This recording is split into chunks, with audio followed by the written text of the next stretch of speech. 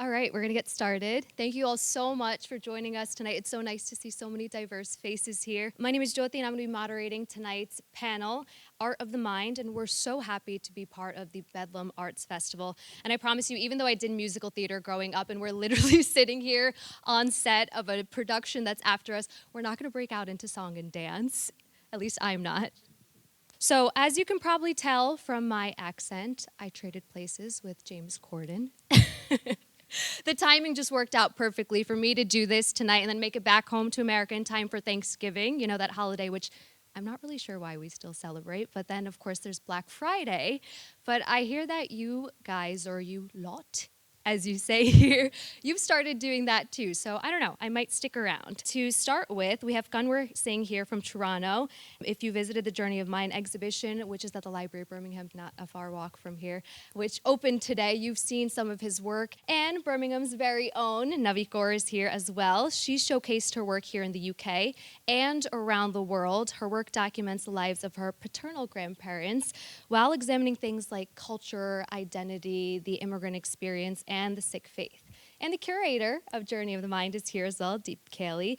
And on top of teaching me what it means to dress British smart, she has also served as the fashion director of Tatler and fashion editor of Vogue India. She's really, really passionate about the future of public art, including Journey of the Mind, which is accessible to all. So we're going to get started off with a little bit about your journeys. And Kanwar, I'm going to start off with you. I think that each of you has such an amazing story to tell about how you've gotten to where you are. So just talk to me a little bit about part of your journey in getting to where you are today. So my work relates primarily with Sikh history, and it's been a journey for me to sort of connect with it at very different levels. You know, when I first engaged with Sikh history, I was very I'm going to be honest, I knew virtually nothing. I had that sort of experience of many uh, kids who grow up here.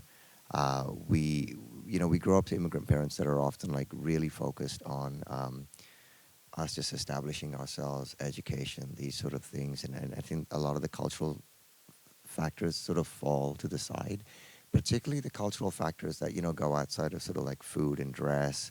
I grew up I was even sent to boarding school in like Dover, where I was literally the only like, brown kid there. I studied history and I knew world history, but I didn't know anything about my own faith.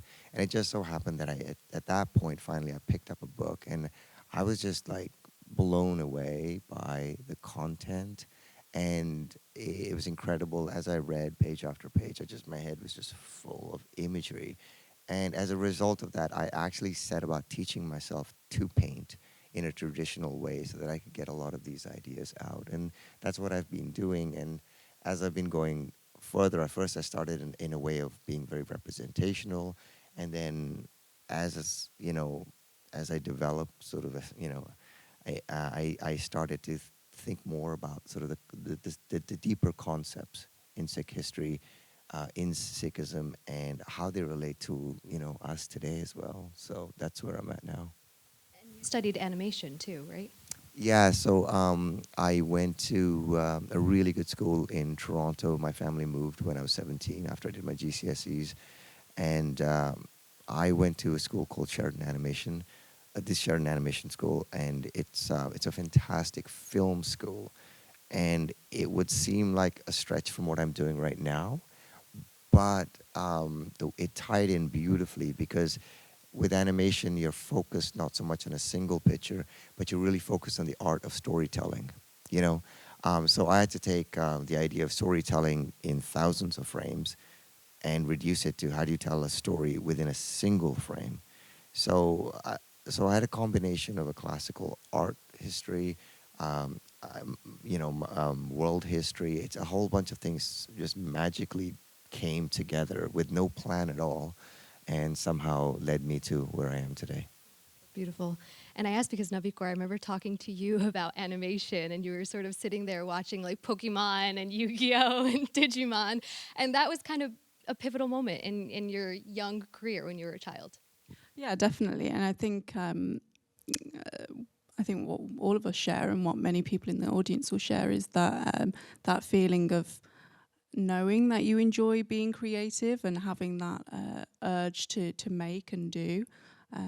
But where you mentioned that animation and things, like growing up doing little doodles and being supported by family to pursue that was really important for me and my passion for what I do. I studied here in Birmingham. I studied at the School of Art, and I did a fine art degree. And through my time on the course, I think that was my opportunity to really delve deeper into my history and my culture. And I think up until that point, I had this kind of disconnect. I think that's something that many people share, and it's interesting how I was able to explore that further through my art, and in ways it's also brought me closer to my community and to my family. And I guess that's where I'm playing around at the moment, that idea of how all of these things connect together and how I'm connected to them. Yeah, no, it's beautiful. And Deep, I see you nodding. And I remember talking to you. You had that support too, growing up. I think, like most people in this room, I think I was told I was going to be a doctor growing up. And I guess, at the age of 6, 7, and you're being told and you're being educated and you're having extra science lessons, extra math lessons, you're kind of going, yeah, sure, I'll be a doctor, because at that time you don't really care. You're just doing. And then and that was my mother telling me that, not my father. But for whatever reason, fortunately, my mother passed away when I was 10. And at that point, my dad had one prerequisite, which was, I just need a degree. I don't mind what the degree is in, but I need a degree out of you. So I was like, great. And that's when GCSE art was my sort of time when I started exploring with art. I did an A-level in fine art. And I just remember one of my tutors actually once saying to me, I was painting, and he said to me, "This painting is terrible. You have no understanding of composition." And I was just like, oh, okay, maybe I don't. Maybe I don't really know. And it's amazing what an effect a teacher can make on your life. But I'm the kind of person that if I'm challenged like that, and I'll be like, right, I'll tell you if I can understand composition. But I actually questioned him, and he said, what makes you think that you understand composition?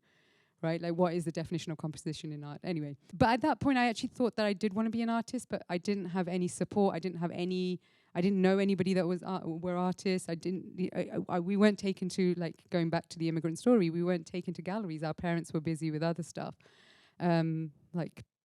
surviving, integrating, and better lives. That kind of Pretty stuff. important stuff. Pretty important stuff.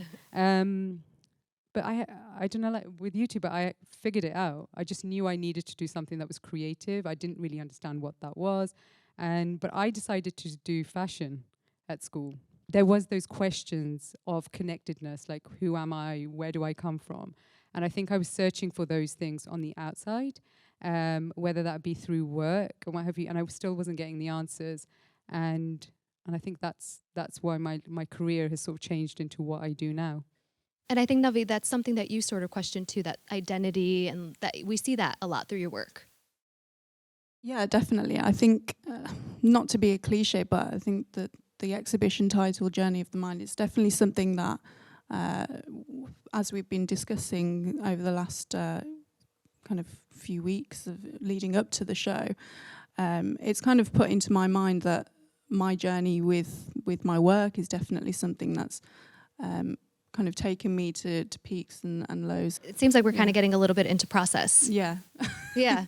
So maybe, Kanwar, can you talk to us about your process? We've heard a little bit about Navi. Like, where do your ideas come from? Yeah, that's sort of the classic of two questions. I won't ask the second one. Which how long did that take? It's really hard to discuss where ideas come from. I think one of the things is that I learned that you kind of just have to let the ideas kind of sort of manifest themselves. Because my work relates specifically to Sikh history and sort of Sikh ideas, it will start with a question about something, a question about an event, a question about like the relevance of that, how I connect with it. And I think in that way, something will speak to me in a range of colors.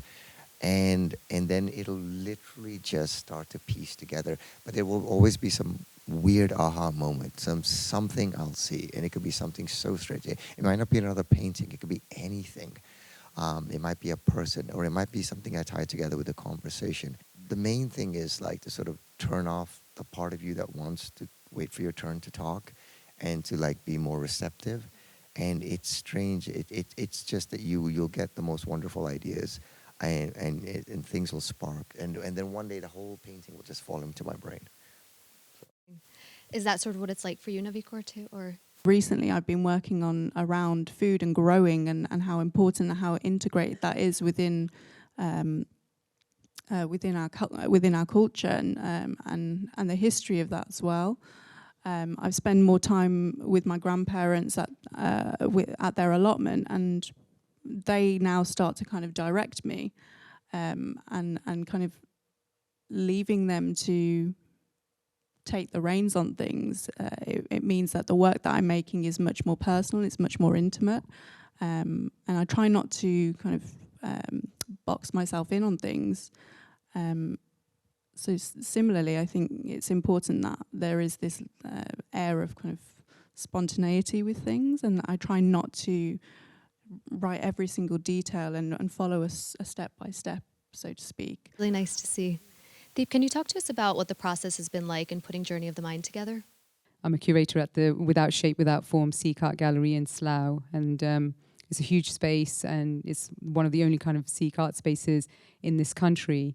And earlier this year, only in January actually, as a team, it was discussed and the vision was put out there that actually our exhibitions that we've worked on should go on tour.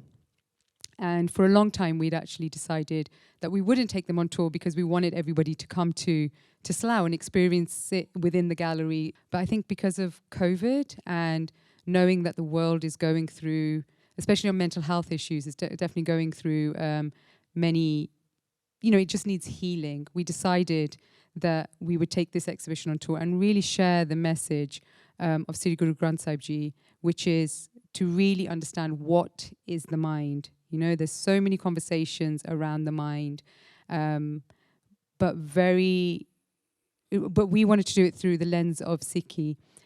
But what's important for us at Without Shape, Without Form is, as an arts organisation, we want to open up this kind of conversation. Like, it goes beyond culture, it goes beyond race, it goes beyond religion. I think most people in this room, I asked that question of myself. Well, am I Indian? Am I British? Am I from there? You're not from here. You're not from there. And then you come to this point where you're like, actually, I'm from both places, and I'll take that. One thing slightly different maybe to both of you is that my work, and you see all three of our works on the screens behind us, my work never spoke to who my culture or anything like that. It was just creative. And I got into this, I think it was probably about 4 years ago.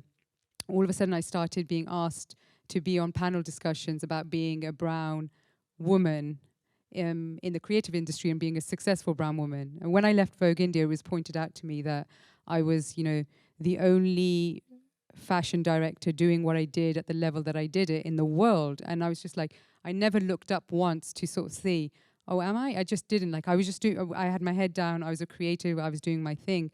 All of a sudden, these kind of things and being constantly asked to speak from a perspective as a brown woman started to really affect my creativity, because then I thought, oh, maybe that's my story. Maybe that's what makes me different. And I tried my best. I was like, okay, so this is it. This is what makes me unique. This is what makes me me.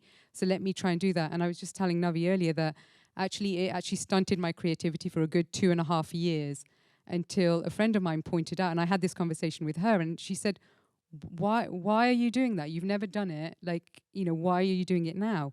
And I was fortunate enough in 2019, as part of the focus practice, as part of Simran, I was able to take a sabbatical for a year and dedicate my whole time to doing Simran.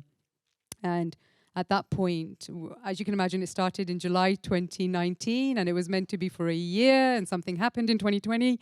So in February, that came to a hard stop. And at that point, we were doing, there was about 150 of us from all over the world doing this one program, this Bhakti program. and we were doing nearly 140 hours of Simran. Imagine if you worked for 140 hours on anything, whether that be sports, becoming good at something, you're only going to progress. And it was wonderful, and it came to a hard stop.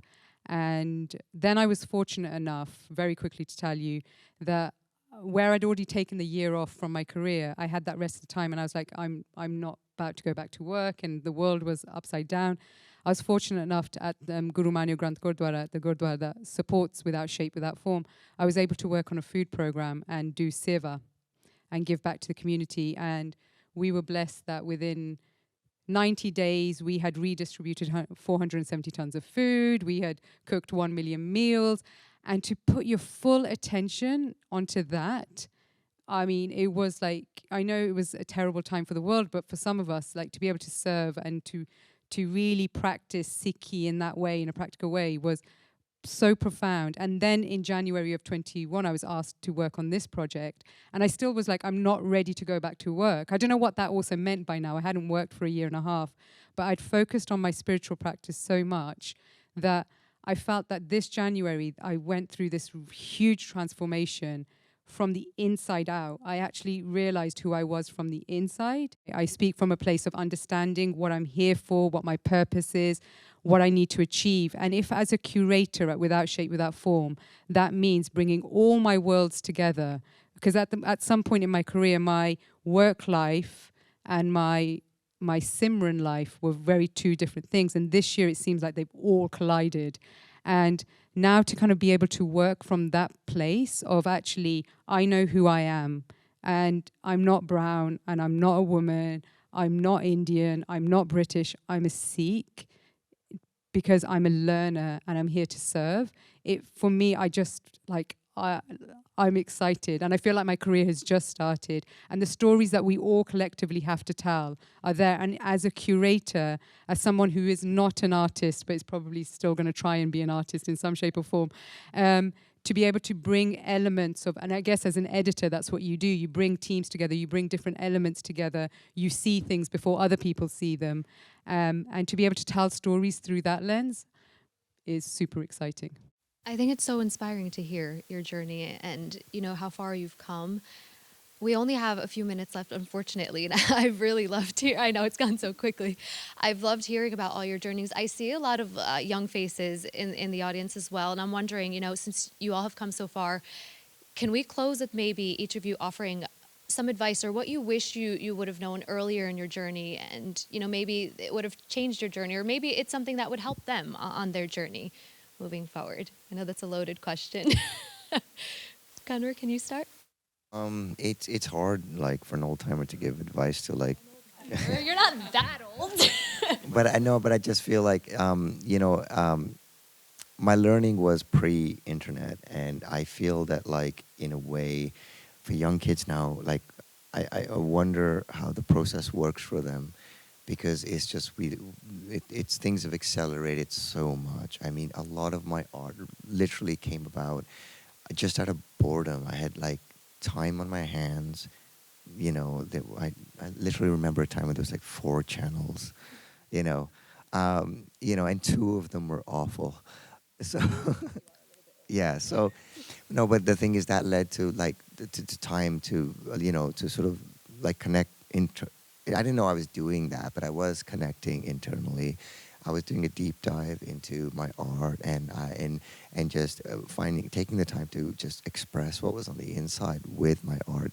And I just find that now, like, with young kids today, it's difficult. There's just so many things that would just distract you and stop you from ever, like, finding that long period of practice, or, like meditation or something like that. Anything that requires a lot of work. So this is going to be, like, a tough advice to give, but, like, it is literally just to try to unplug a bit. Yeah, I think similarly. I think actually having this conversation with a couple of students the other day, leave your ego aside. That we are very, very small in this world. Pick up your pencil, learn a new language, speak to someone you haven't spoken to before, and just open yourself up to opportunities. My advice would be, and if you think that adults have got it figured out. They don't. No one has it figured out. And no one's in control. I think last year proved that to everybody. Nothing is in anyone's control. So the one thing that you can control is your mind. So look inside. Stop looking outside. Really focus on the inside. Figure out who you are from the inside out. Figure out what the mind is. And that's what happened to me in the last year, that sort of transformative moment. Like, even if you think that I've got a really highly successful career, which I do, network and what have you, but nobody has it all figured out. Just work on yourself, right? And stop looking outwards too much. And you even said, like, you feel like now that you've done that internal work, you feel like your career is just taking off now. Yeah, which is great. And that's why I've got a new lease on life, in the sense that to be able to serve and to work with that. Listen, and the one thing I have to say, like, I don't know if I mentioned this before, this isn't about renouncing things. Like, I haven't all of a sudden forgotten the fashion industry. It's serving me really well. I'm going to take lots from it. There's nothing wrong with earning lots of money either, or doing whatever you want to do. But just know that those are materialistic things. They're not the things that are going to bring you happiness. For example, I'll give you is that I have nothing wrong with money, but what am I going to do with my money? Like, I'm not just going to, I don't personally, this is very personal, I don't want to accumulate it. I want to do something with it, either whether that's give it back or whether that's help communities, whatever that is. It's about, and that for me, as somebody who then wants to drive forward, is super exciting. I want to make real connections and real relationships. But when you're doing something for the betterment of other people, for something else, you will network and talk and do whatever needs to get done. And I think that's what hopefully Journey of the Mind will also teach you as well, is like to serve others. Amazing. Thank you. Thank you so much to all of our panelists. Thank you all for joining us. And like I mentioned earlier, Journey of the Mind, just a little walk from here until December 4th. So definitely check it out. The message is universal regardless of where you come from. I think everyone can definitely take something from it. So thank you to our panelists, and thank you all for joining us tonight.